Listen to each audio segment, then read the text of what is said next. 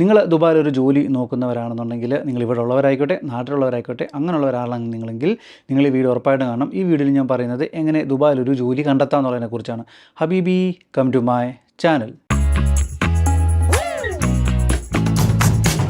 ഞാൻ ഇന്ന് ഈ വീഡിയോ പറയുന്നത് 2025 ഓൾമോസ്റ്റ് 2025 പകുതിയായി. എന്നാലും ബാക്കിയുള്ള ഒരു 6 മന്തിൽ 2025 നാട്ടിൽ നിന്ന് ദുബായിലൊക്കെ വരാനും വന്ന് ജോലിയൊക്കെ നോക്കാനും ആഗ്രഹിക്കുന്നവരും, അതുപോലെ തന്നെ ഇപ്പം ഇവിടെ ഉള്ളവരാണെങ്കിലും നിങ്ങൾക്ക് എങ്ങനെ ജോലി പെട്ടെന്ന് കണ്ടെത്താമെന്നും അതിന് വേണ്ട കുറച്ച് ടിപ്സും കാര്യങ്ങളൊക്കെ ഉണ്ട്. എങ്ങനെ ഒരു CV പ്രിപ്പയർ ചെയ്യാമെന്നും ഇങ്ങനെയുള്ള കുറച്ച് കാര്യങ്ങളെക്കുറിച്ചൊക്കെയാണ് ഞാൻ ഇന്നത്തെ വീഡിയോയിൽ പറയാൻ പോകുന്നത്. ആദ്യം തന്നെ നിങ്ങൾ നാട്ടിൽ നിന്ന് ദുബായിലോട്ടോ UAE-ലോട്ടൊക്കെ വരാൻ ആഗ്രഹിക്കുന്ന ഒരാളാണെങ്കിൽ നിങ്ങൾ ഫസ്റ്റ് ചെയ്യേണ്ടത്, നിങ്ങൾ ദുബായ് ജോബ് മാർക്കറ്റിനെ കുറിച്ച് നന്നായിട്ട് പഠിക്കുകയാണ് ചെയ്യേണ്ടത്. അത് നിങ്ങളുടെ പ്രൊഫൈൽ വെച്ചിട്ടും നിങ്ങളുടെ പ്രൊഫഷൻ വെച്ചിട്ടും നന്നായിട്ട് ദുബായിൽ ഒരു ജോബ് മാർക്കറ്റിനെ കുറിച്ച് സ്റ്റഡി ചെയ്തിട്ട് വേണം നിങ്ങൾ ആദ്യം വരാൻ. 2025 UAE-യിൽ എക്സ്പെഷ്യലി ദുബായിൽ ഏറ്റവും കൂടുതൽ ഡിമാൻഡായിട്ടുള്ള കുറച്ച് സെക്ടറുകൾ ഞാൻ പറയാം. അതിൽ ആദ്യം തന്നെ ഹെൽത്ത് കെയറാണ്. ഹെൽത്ത് കെയറിൽ ഏതും ആയിക്കോട്ടെ, നിങ്ങളൊരു നേഴ്സ് ആയിക്കോട്ടെ, നിങ്ങളൊരു ഡോക്ടർ ആയിക്കോട്ടെ, നിങ്ങളൊരു ടെക്നീഷ്യൻ ആയിക്കോട്ടെ, ഏതും ആയിക്കോട്ടെ, ഹെൽത്ത് കെയറിലുള്ള ഒരാളാണോ നിങ്ങൾ, അങ്ങനെയാണെങ്കിൽ നിങ്ങൾക്ക് നല്ല സ്കോപ്പുണ്ട്. നിങ്ങൾക്ക് യാതൊരു പേടിയും എടുക്കേണ്ട ആവശ്യമില്ല. അടുത്താണ് ഹോസ്പിറ്റാലിറ്റി, അതായത് ഷെഫ്, ഫ്രണ്ട് ഓഫീസ്, ഇങ്ങനെയുള്ള ജോലിയൊക്കെ ചെയ്യാൻ ആഗ്രഹിക്കുന്ന, അഡ്മിൻ ജോലിയൊക്കെ ചെയ്യാൻ ആഗ്രഹിക്കുന്ന ഒരാളാണ്, അല്ലെ ആ ഒരു പ്രൊഫഷനിലാണ് നിങ്ങളെങ്കിൽ നിങ്ങൾക്കും ഇവിടെ സാധ്യതയുണ്ട്. മൂന്നാമത്തെയാണ് സെയിൽസ് ആൻഡ് മാർക്കറ്റിംഗ്. ഞാൻ ഇപ്പം എൻ്റെ പഴയ വീഡിയോയിലെല്ലാം പറഞ്ഞിട്ടുണ്ട്, ദുബായ് ഒരു ഗ്രോയിങ് ഹബ്ബാണ്. അതുകൊണ്ട് തന്നെ ഡിജിറ്റൽ മാർക്കറ്റിങ്ങിന് ഭയങ്കര സാധ്യതയാണ്. അതുപോലെ തന്നെ സെയിൽസ് എന്ന് പറയുമ്പോൾ പല രീതിയിലുള്ള സെയിൽസ് ഉണ്ട്. ഇവിടെ ഇപ്പോൾ ഏറ്റവും കൂടുതൽ സെയിൽസിൽ സാധ്യതയുള്ളതും ഏറ്റവും കൂടുതൽ ആളുകൾ ക്യാഷ് ഏൺ ചെയ്തും റിയൽ എസ്റ്റേറ്റാണ്. റിയൽ എസ്റ്റേറ്റ് സെല്ലായിക്കോട്ടെ, റെൻ്റ് ആയിക്കോട്ടെ, ഏതുമായിക്കോട്ടെ, റിയൽ എസ്റ്റേറ്റിൽ നിങ്ങളൊരു സെയിൽസിലൊക്കെ താല്പര്യമുള്ള ഒരാളാണെങ്കിൽ നിങ്ങളിവിടെ വന്ന് ഇനിഷ്യലി നിങ്ങൾക്ക് കുറച്ച് സ്ട്രഗിൾ ചെയ്യേണ്ടി വരും. സാലറി കാര്യങ്ങളൊന്നുമില്ല. ഈ സെയിലാകുമ്പോൾ കൂടുതലും 50-50 കമ്മീഷനൊക്കെ ആയിരിക്കും. അപ്പോൾ നിങ്ങൾ അതൊക്കെ ഒന്ന് സർവൈവ് ചെയ്യാൻ നിങ്ങൾക്കൊരു ഇൻകം നിങ്ങളുടെ കയ്യിലുണ്ടെങ്കിൽ നിങ്ങളിവിടെ വന്നാൽ സെയിൽ നിങ്ങൾക്ക് പറ്റിയൊരു പ്രൊഫൈലാണ്. അടുത്താണ് നാലാമത്തെയാണ് കൺസ്ട്രക്ഷൻ ആൻഡ് എഞ്ചിനീയേഴ്സ്. എല്ലാ വീഡിയോയിലും പറയുന്ന പോലെ തന്നെ ദുബായ് വളർന്നുകൊണ്ടിരിക്കുകയാണ്, UAE വളർന്നുകൊണ്ടിരിക്കുകയാണ്. അതിനോടൊപ്പം തന്നെ ധാരാളം പുതിയ നിർമ്മിതികളും വരുന്നുണ്ട്. അതുകൊണ്ട് തന്നെ ഈ പറഞ്ഞ കൺസ്ട്രക്ഷൻ, എഞ്ചിനീയറിംഗ് ഇങ്ങനെയുള്ള മേഖലയിലൊക്കെ സാധ്യതയും ഉണ്ട്. അടുത്താണ് ടെക്ക്, അതായത് cyber security, developers, IT support, ഇങ്ങനെയുള്ള ആളുകൾക്കൊക്കെ ഇവിടെ സാധ്യതയുണ്ട്. ഇനി നിങ്ങൾക്ക് ഈ പറഞ്ഞ മേഖലയിലൊക്കെ വർക്ക് ചെയ്യുന്നവരാണ്, അല്ലെങ്കിൽ വർക്ക് ചെയ്യാൻ ആഗ്രഹിക്കുന്ന ഒരാളാണ് നിങ്ങളെങ്കിൽ നിങ്ങൾക്ക് നിങ്ങളുടെ ജോബ് സെർച്ച് ചെയ്യാൻ പറ്റുന്ന കുറച്ച് സൈറ്റുകൾ ഞാൻ പറയാം. ആദ്യം തന്നെ ബയൂത്ത്, ലിങ്ക്ഡിൻ, നൗക്കരി ഗൾഫ്, ഡുബിസിൽ, ഇൻഡീഡ്, ഇങ്ങനെയുള്ള സൈറ്റുകളൊക്കെ കയറി കഴിഞ്ഞാൽ, ജോബ് പോർട്ടലിലൊക്കെ കയറി കഴിഞ്ഞാൽ നിങ്ങൾ എക്സ്പ്ലോർ ചെയ്ത് കഴിഞ്ഞാൽ നിങ്ങളുടെ ഒരു പ്രൊഫൈലിനുള്ള സാലറിയും, നിങ്ങൾക്ക് എത്ര സാലറി പാക്കേജ് കിട്ടും, എത്രത്തോളം ഡിമാൻഡ് ഉണ്ട് എന്നുള്ള കാര്യങ്ങളൊക്കെ നിങ്ങൾക്ക് മനസ്സിലാക്കാൻ പറ്റും. അപ്പോൾ ഇതാണ് നിങ്ങൾ ആദ്യം അണ്ടർസ്റ്റാൻഡ് ചെയ്യേണ്ടത്. അതായത് ദുബായിൽ അല്ലെങ്കിൽ UAE-യിൽ ജോബ് മാർക്കറ്റിനെ കുറിച്ച് നിങ്ങൾ അണ്ടർസ്റ്റാൻഡ് ചെയ്യുക എന്നുള്ളതാണ് നിങ്ങൾ ആദ്യം ചെയ്യേണ്ട സ്റ്റെപ്പ്. അടുത്ത രണ്ടാമത്തെ പോയിൻ്റാണ് എലിജിബിലിറ്റി ആൻഡ് ഡോക്യുമെൻറ്റ്സ്. നിങ്ങൾക്ക് ആദ്യം നിങ്ങളുടെ കയ്യിൽ വേണ്ടത് ഒരു 6 മന്ത് വാലിഡിറ്റി ഉള്ളൊരു പാസ്പോർട്ടാണ് നിങ്ങൾക്ക് വേണ്ടത്. അത് കഴിഞ്ഞാൽ നിങ്ങൾക്ക് വേണ്ടത് നിങ്ങളുടെ അപ്ഡേറ്റ് ആയിട്ടുള്ള UAE മോഡലിലുള്ള ഒരു CV വേണം. അത് ATS ഫ്രണ്ട്ലി ആയിട്ടുള്ളൊരു CV നിങ്ങൾ പ്രിപ്പയർ ചെയ്ത് നിങ്ങളുടെ കയ്യിലുണ്ടായിരിക്കണം. പിന്നെ ഞാൻ നേരത്തെ ഉള്ള വീഡിയോയിലെല്ലാം പറഞ്ഞ പോലെ തന്നെ നിങ്ങൾക്ക് എന്തൊക്കെ സർട്ടിഫിക്കറ്റുകളുണ്ടോ, നിങ്ങളുടെ എഡ്യൂക്കേഷൻ സർട്ടിഫിക്കറ്റുകളെല്ലാം നിങ്ങൾ അറ്റസ്റ്റ് ചെയ്ത് തന്നെ വേണം നിങ്ങൾ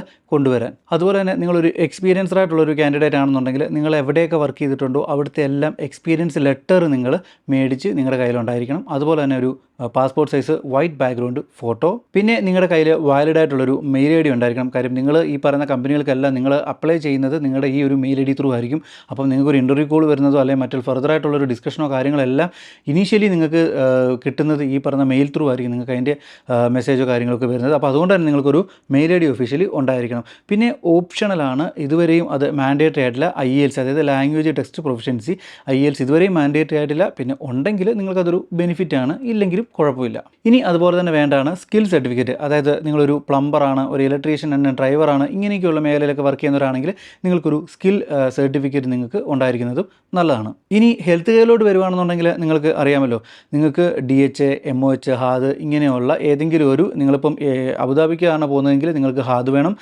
ദുബായ്ക്കാണെങ്കിൽ നിങ്ങൾക്ക് DHA വേണം. അപ്പോൾ ഈ ഒരു എക്സാം പാസ്സായി അതിൻ്റെ എലിജിബിലിറ്റി നിങ്ങളുടെ കയ്യിൽ, എലിജിബിലിറ്റി അല്ലെങ്കിൽ ലൈസൻസ് നിങ്ങളുടെ കയ്യിൽ നിർബന്ധമായും ഉണ്ടായിരിക്കണം. ഇനി ഞാൻ കുറച്ച് ജോബ് പോർട്ടലുകൾ പറയാം. അതായത് മൂന്നാമത്തെ പോയിൻ്റാണ് ജോബ് പോർട്ടലുകൾ. അതായത് നിങ്ങൾ ഏറ്റവും കൂടുതൽ യൂസ് ചെയ്യേണ്ടതും ഏറ്റവും കൂടുതൽ വേക്കൻസീസ് വരുന്നതുമായിട്ടുള്ള കുറച്ച് ജോബ് പോർട്ടലുകൾ പറയാം. അതിലാദ്യം തന്നെ LinkedIn, indeed, ബയൂത്ത്, ഡുബിസിൽ, Naukri Gulf, കലീസ് times job. അതുപോലെ തന്നെ നിങ്ങളിനി ഒരു ഹെൽത്ത് കെയർ പ്രൊഫൈലാണെങ്കിൽ, അങ്ങനെ ഒരു പ്രൊഫഷണൽ വർക്ക് ചെയ്യുന്നവരാണെങ്കിൽ, നിങ്ങൾക്ക് ദുബായിൽ വർക്ക് ചെയ്യാനുള്ളവരാണെങ്കിൽ നിങ്ങൾക്ക് DHAയുടെ ഓപ്പർച്യൂണിറ്റീസ് എന്ന് പറഞ്ഞ പ്ലാറ്റ്ഫോം നിങ്ങൾക്ക് യൂസ് ചെയ്യാം. ഇനി നിങ്ങൾ അപ്ലൈ ചെയ്യേണ്ട ഒരു ടൈം എന്ന് പറയുന്നത് ഏർലി മോർണിംഗ് 7 to 10 AM നിങ്ങൾ അപ്ലൈ ചെയ്യുന്നതായിരിക്കും കുറച്ചുകൂടെ നല്ലത്. അപ്പോൾ നിങ്ങളുടെ CV സോർട്ട് ചെയ്യാനും ഈ പറയുന്ന HR അല്ലെന്നുണ്ടെങ്കിൽ ഈ ഹയറിംഗ് അതോറിറ്റീസ് നിങ്ങളുടെ CV പെട്ടെന്ന് കാണാനും ഉള്ളൊരു ടൈമാണ്. അതായത് ഒരു 7 to 10, അതായത് ഒരു ഓഫീസൊക്കെ സ്റ്റാർട്ട് ചെയ്യുന്നത് ഒരു 10 ആ ഒരു സമയത്തായിരിക്കും. അപ്പോൾ അവർ വന്ന് ഫസ്റ്റ് അവർ മെയിൽ ചെക്ക് ചെയ്യുമ്പോൾ തന്നെ നിങ്ങളൊരു 7 8 അല്ലെങ്കിൽ ആ ഒരു 10 നിങ്ങൾ അയച്ചു കഴിഞ്ഞാൽ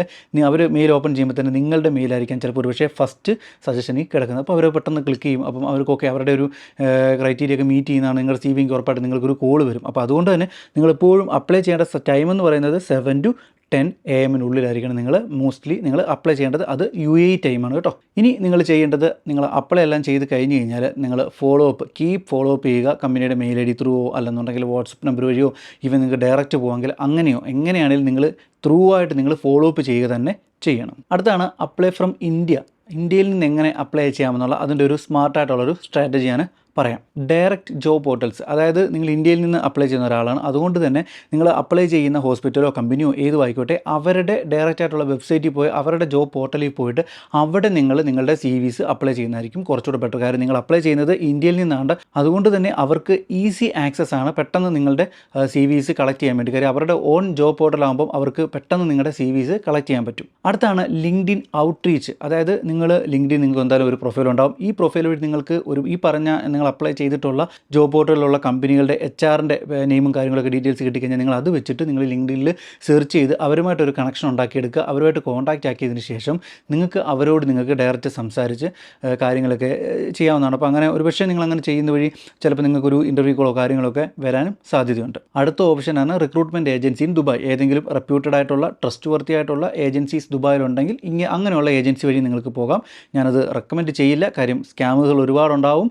അപ്പോൾ നിങ്ങൾക്ക് വിശ്വാസമൊന്നും തോന്നുന്ന നിങ്ങൾക്ക് 100% നിങ്ങൾക്ക് ഉറപ്പുള്ള ജെനുവിനായിട്ടുള്ള കമ്പനികൾ അവരുടെ ട്രാക്ക് റെക്കോർഡൊക്കെ എടുത്തിട്ട് അവർ 100% ജെനുവിൻ ആണെന്ന് തോന്നുവാണ് നിങ്ങൾക്കെന്നാൽ ഓക്കെ അവർ വഴി പോകാം എന്ന് തോന്നിയാൽ മാത്രം നിങ്ങൾ ഈ പറഞ്ഞ ഏജൻസി വഴിയുള്ള റിക്രൂട്ട്മെൻറ്റിലേക്ക് പോവുക. ഇനി അടുത്ത പോയിൻ്റാണ് ഹയറിംഗ് സീസൺ. അതായത് ഈ UAE ഒരു ഹയറിങ്ങിനുള്ളൊരു ടൈമും സീസണും ഉണ്ട്. അത് ഞാൻ പറയാം ഏതൊക്കെയാണെന്നുള്ളത്. ശരിക്കും UAE പീക്ക് ഹയറിംഗ് നടക്കുന്ന ടൈം എന്ന് പറയുന്നത് ജനുവരി മുതൽ മെയ് മാസം വരെയാണ്. അതായത് ജനുവരി, ഫെബ്രുവരി, മാർച്ച്, ഏപ്രിൽ, മെയ് ഈ ഇത്രയും മാസമാണ് ഏറ്റവും കൂടുതൽ പീക്കായിട്ടുള്ള ഹയറിംഗ് നടക്കുന്നത്. ആഫ്റ്റർ മെയ് പിന്നീട് ഹയറിംഗ് വളരെ സ്ലോ ആയിരിക്കും. കാര്യം ഇവിടെ പിന്നീട് സമ്മർ വരുന്ന സമയമാണ്. സമ്മർ വന്നു കഴിഞ്ഞാൽ പിന്നെ ഹയറിംഗ് തീർത്തും എല്ലാ കമ്പനികളും ഹോൾഡ് ചെയ്ത് വെച്ചിട്ട് പിന്നീട് അടുത്ത സീസണിലേക്ക് അവർ വീണ്ടും ഹയറിംഗ് ചെയ്യത്തുള്ളൂ. അപ്പം ഈ ഒരു ജനുവരി മുതൽ മെയ് കഴിഞ്ഞാൽ പിന്നീട് ഹയറിംഗ് വരുന്ന ഒരു സീസൺ എന്ന് പറയുന്നതാണ് സെപ്റ്റംബർ ടു ഏർലി ഡിസംബർ. അതായത് സെപ്റ്റംബർ, ഒക്ടോബർ, നവംബർ, പിന്നെ ഏർലി ഡിസംബറിൻ്റെ ഒരു ആദ്യം വരെ ഇത്രയും സമയത്തും നിങ്ങൾക്ക് ഈ പറഞ്ഞ പോലെ ഹയറിങ്ങും കാര്യങ്ങളുണ്ടാവും. അപ്പോൾ വിസിറ്റിലൊക്കെ വരാൻ ഉദ്ദേശിക്കുന്നവരാണ് നിങ്ങളെന്നുണ്ടെങ്കിൽ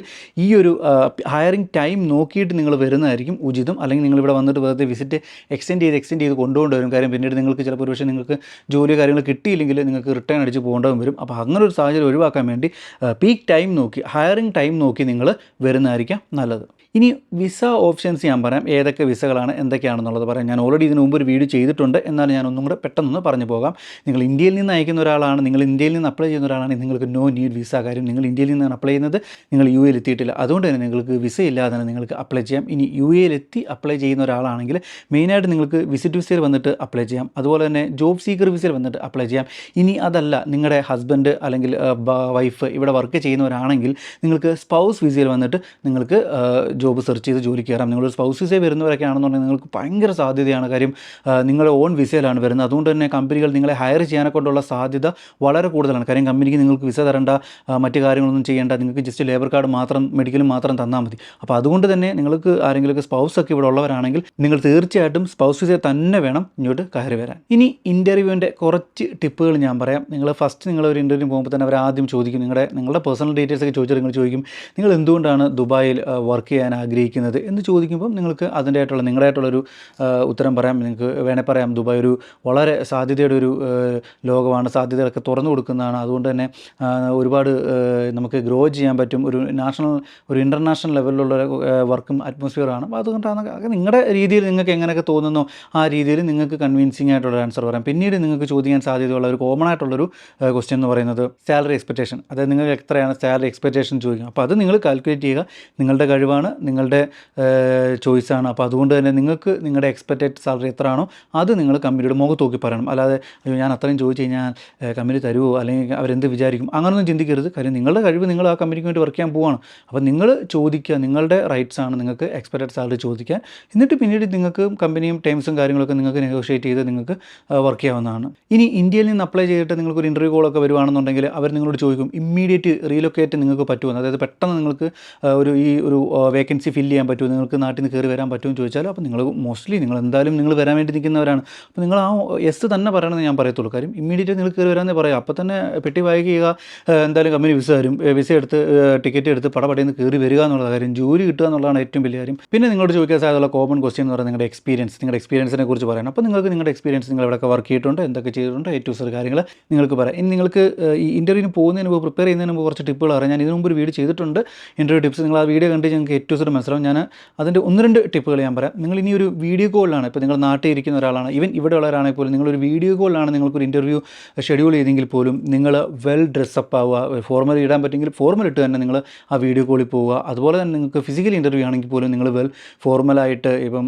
ഒരു മെയിലാണെങ്കിൽ താടിയൊക്കെ ഒന്ന് റെഡിയാക്കി വെച്ച് മുടിയൊക്കെ ഒന്ന് വെട്ടി എല്ലാം ഒന്ന് റെഡിയാക്കി പക്ക പെർഫെക്റ്റായിട്ട് ഇപ്പോൾ ഫോർമലായിട്ട് തന്നെ പോവുക. ഫീമെയിൽ ആണെങ്കിലും നിങ്ങളും അതുപോലെ തന്നെ ഫോർമലായിട്ട് പോവുക. ഒരുപാട് ജ്വല്ലറീസ് ഒന്നും വലിച്ചു വാരി ഇടാതെ കണ്ട് മിനിമലിസ്റ്റിക് ആയിട്ടുള്ള ജ്വല്ലറീസൊക്കെ ഇട്ട് പ്രൊഫഷണൽ ലുക്കിൽ തന്നെ നിങ്ങൾ ഇൻ്റർവ്യൂ അറ്റൻഡ് ചെയ്യാൻ ശ്രമിക്കുക.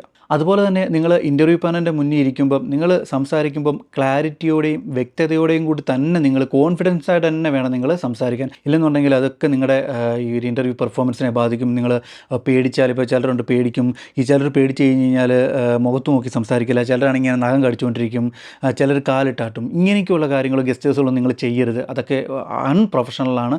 നിങ്ങളിരിക്കുമ്പം സ്ട്രെയിറ്റ് ആയിട്ട് നിങ്ങൾക്കൊരു ചെയർ തന്നാൽ നിങ്ങൾ ആ ചെയറിൽ ഇങ്ങനെ സ്ട്രെയിറ്റ് ആയിട്ട് ഇരിക്കുക. വളരെ കോൺഫിഡൻ്റ് ആയിട്ട് തന്നെ അവർ ചോദിക്കുന്ന ചോദ്യങ്ങൾക്കൊക്കെ കണ്ണിൽ നോക്കി തന്നെ നിങ്ങൾ ആൻസർ പറയണം. എങ്കിൽ മാത്രമേ കമ്പനിക്ക് നിങ്ങളിലുള്ളൊരു കോൺഫിഡൻസ് ബോധ്യപ്പെടുത്തുള്ളൂ. അപ്പോൾ അത് നിങ്ങൾ കൃത്യമായിട്ട് ശ്രദ്ധിക്കുക. ബി കോൺഫിഡൻറ്റ് ആയിട്ട് തന്നെ വേണം നിങ്ങൾ ഇൻ്റർവ്യൂ അറ്റൻഡ് ചെയ്യാൻ. ഇനി അടുത്തതാണ് എക്സ്പെക്റ്റഡ് സാലറി. അതായത് ഞാൻ നേരത്തെ പറഞ്ഞു അവരൊരു എക്സ്പെക്റ്റഡ് സാലറി ചോദിക്കുമെന്ന് പറഞ്ഞു. ഞാനൊരു ആവറേജ് സാലറി ഇവിടെ കിട്ടുന്ന പറയാം. അതായത് ഒരു ഫ്രഷറിനും ഒരു ജൂനിയർ ലെവലിനും ഒരു സീനിയർ ലെവലിനും കിട്ടുന്ന ഒരു ആവറേജ് സാലറി ഞാൻ പറയാം. ഒരു ഫ്രഷർ റോളിലാണെന്നുണ്ടെങ്കിൽ നിങ്ങൾക്ക് 2500 മുതൽ 4000, 5000 ദിർഹംസ് വരെയൊക്കെ നിങ്ങൾക്ക് കിട്ടും. അതായത് നാട്ടിലെ ഒരു 60,000 മുതൽ 1,00,000 മേലെയൊക്കെ നിങ്ങൾക്ക് ഒരു ഫ്രഷറായിട്ടുള്ള ഒരാൾ, അത് നിങ്ങളുടെ പ്രൊഫൈലും നിങ്ങളുടെ ഇൻ്റർവ്യൂ പെർഫോമൻസ് എല്ലാം ബേസ് ചെയ്തിട്ടിരിക്കും. എന്നാൽ പോലും ഒരു ഫ്രഷറിന് കിട്ടുന്ന ഒരു ആവറേജ് സാലറിയാണ് ഞാൻ ഈ പറഞ്ഞത്. ഇനി നമുക്കൊരു മിഡ് ലെവലിലോട്ട് പോയി കഴിഞ്ഞാൽ ഒരു 2 മുതൽ 5 വർഷത്തേക്ക് എക്സ്പീരിയൻസ് നാട്ടിലോ മറ്റേതെങ്കിലും ഒരു രാജ്യത്തോ നിങ്ങൾക്ക് ഉണ്ടെന്നുണ്ടെങ്കിൽ നിങ്ങൾ ഇവിടെ വന്നാൽ നിങ്ങൾക്കൊരു 5000 മുതൽ 8000 ദിർഹംസ് വരെ നിങ്ങൾക്ക് ഒരു മാസം ഏൺ ചെയ്യാൻ പറ്റും. അതായത് 1 ലക്ഷം മുതൽ ഒരു 2 ലക്ഷത്തിനടുത്ത് നിങ്ങൾക്ക് സാലറി നിങ്ങൾക്ക് ഏൺ ചെയ്യാൻ പറ്റും. ഇനി സീനിയർ ലെവലിലോട്ട് പോയി കഴിഞ്ഞാൽ AED 10,000 പ്ലസ് ആണ് നിങ്ങൾക്ക് കിട്ടുന്ന സാലറി. അത് ഞാൻ പറഞ്ഞില്ല, നിങ്ങൾ സീനിയർ ലെവലായിരിക്കണം, നിങ്ങൾക്ക് അത്രത്തോളം നിങ്ങൾക്ക് എക്സ്പീരിയൻസ് ഉണ്ടായിരിക്കണം. എങ്കിൽ നിങ്ങൾക്കൊരു 10,000 മുകളിൽ, അതായത് 2.5 ലക്ഷത്തിനൊക്കെ അടുത്ത് അതിന് മുകളിലൊക്കെ നിങ്ങൾക്ക് സാലറി ഏൺ ചെയ്യാൻ സാധിക്കും. സോ അപ്പോൾ ഇത്രയൊക്കെയാണ് UAE ദുബായിൽ നിങ്ങൾക്ക് 2025 ജോലി കിട്ടാൻ കൊണ്ടുള്ള കുറച്ച് ടിപ്സും കാര്യങ്ങളൊക്കെ. ഇനി നിങ്ങളോട് ഇതിലില്ലാത്ത കുറച്ച് കാര്യങ്ങൾ ഞാൻ പറയാം. സാധ്യതകളുടെ ഒരു വലിയൊരു വാതിൽ തന്നെ ഇവിടെ തുറന്നിട്ടുണ്ട്. ഇനി അങ്ങോട്ട് അത് കൂടത്തേ ഉള്ളൂ. അതുകൊണ്ട് തന്നെ പറ്റിയ സ്ഥലവും പറ്റിയ സമയവുമാണ്. നിങ്ങൾ ഇപ്പോൾ അപ്ലൈ ചെയ്യുന്നവരാണെങ്കിൽ നിങ്ങളിപ്പോൾ ഒന്ന് ഹോൾഡ് ചെയ്യുക. ഒരു സെപ്റ്റംബർ തൊട്ട്, അതായത് നെക്സ്റ്റ് മന്ത്, അപ്പോൾ ഈ മന്ത് നിങ്ങൾ ചെയ്യേണ്ടത് എന്താണെന്ന് വെച്ച് കഴിഞ്ഞാൽ നിങ്ങളുടെ CV പ്രിപ്പയർ ചെയ്യുക, ലിങ്ക്ഡിൻ പ്രൊഫൈൽ സ്ട്രോങ് ആക്കുക. അങ്ങനെയുള്ള നിങ്ങൾക്ക് എന്തെങ്കിലുമൊക്കെ എക്സ്പീരിയൻസോ സർട്ടിഫിക്കേഷനോ ഒക്കെ ഗെയിൻ ചെയ്യാൻ പറ്റുമെങ്കിൽ അത് നിങ്ങൾ ഈ ഒരു മീൻ ടൈമിൽ ഈ ഒരു സമയത്ത് നിങ്ങൾ ഗ്യാപ്പിൽ നിങ്ങൾ ചെയ്തിട്ട് ഒരു സെപ്റ്റംബർ തൊട്ട് നിങ്ങൾ കഠിനമായിട്ടും കണ്ടിന്യൂസ് ആയിട്ട് നിങ്ങൾ അപ്ലൈ ചെയ്യുക. നിങ്ങൾക്ക് ജോലി കിട്ടിയിരിക്കും. ഇവിടെ അത്രയ്ക്കത്തോളം സാധ്യതകൾ നിലവിലുണ്ട്. അപ്പോൾ എന്തായാലും ഇതാണ് ഈ ഒരു വീഡിയോയിൽ എനിക്ക് നിങ്ങളോട് പറയാനുള്ളത്.